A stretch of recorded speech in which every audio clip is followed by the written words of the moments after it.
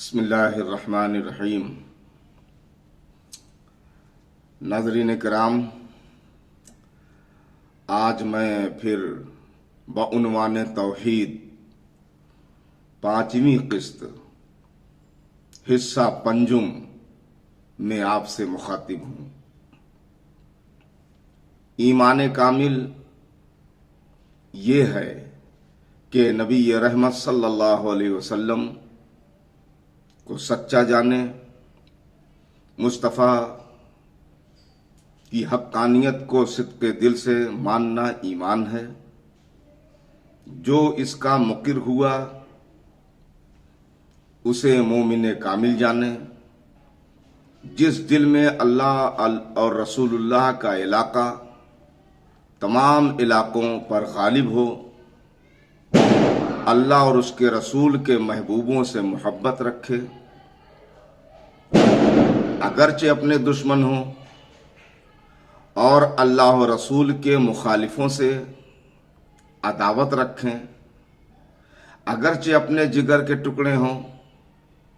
جو کچھ دے اللہ کے لیے دے، اور جو کچھ روکے اللہ کے لیے باؤنڈ کرے، اللہ کے لیے روکے، تو اس کا ایمان کامل ہے۔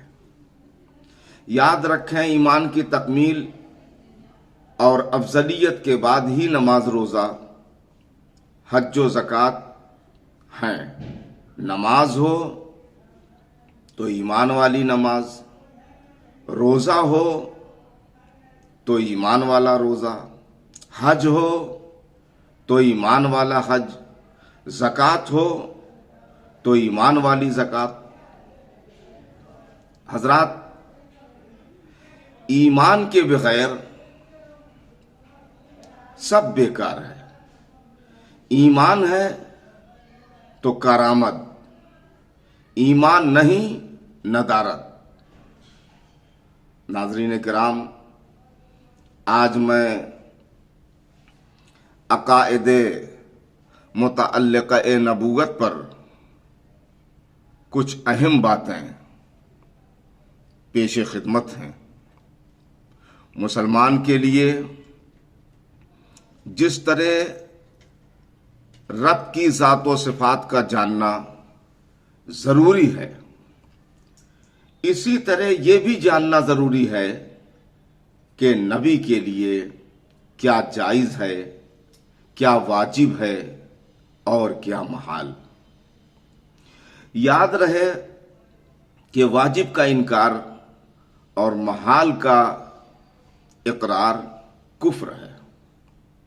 غور سے عقیدہ نمبر 7 سنیں۔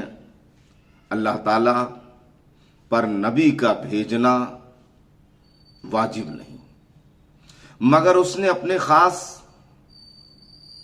فضل و کرم سے لوگوں کی ہدایت کے لیے انبیاء اور مرسلین بھیجے۔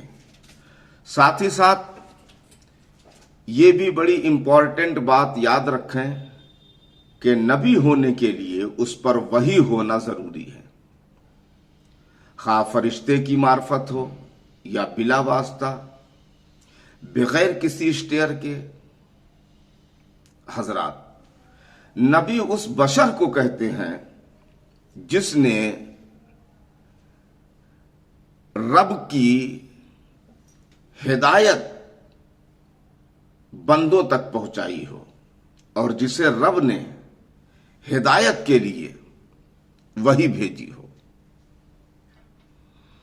رسول بشر کے ساتھ خاص نہیں بلکہ ملائکہ بھی رسول ہیں۔ عقیدہ نمبر 8 سنیں۔ رب کریم نے بہت سے نبیوں پر صحیفے، آسمانی کتابیں اتاری۔ ان میں 4 کتابیں مشہور ہیں۔ توریت حضرت موسیٰ پر، زبور حضرت داؤد پر اتاری گئی، انجیل حضرت عیسیٰ پر اتاری گئی۔ قرآن عظیم سب سے افضل کتاب ہے۔ سب سے افضل و برتر نبی و رسول حضور پر نور صلی اللہ تعالی علیہ وسلم پر قرآن اترا۔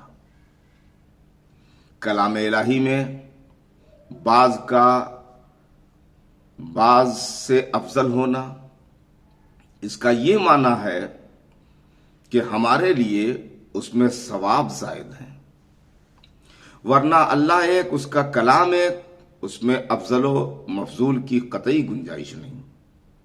नाज़रीन किराम, पाकी का हमें बहुत ज्यादा ख्याल रखना चाहिए। अगर शरई एतबार से आपने तहारत हासिल नहीं की तो फिर नापाकी की हालत में की गई सारी इबादतें बेसूद होकर रह जाएंगी। इसलिए नापाक कपड़ों को खुद पाक करने की कोशिश करनी चाहिए।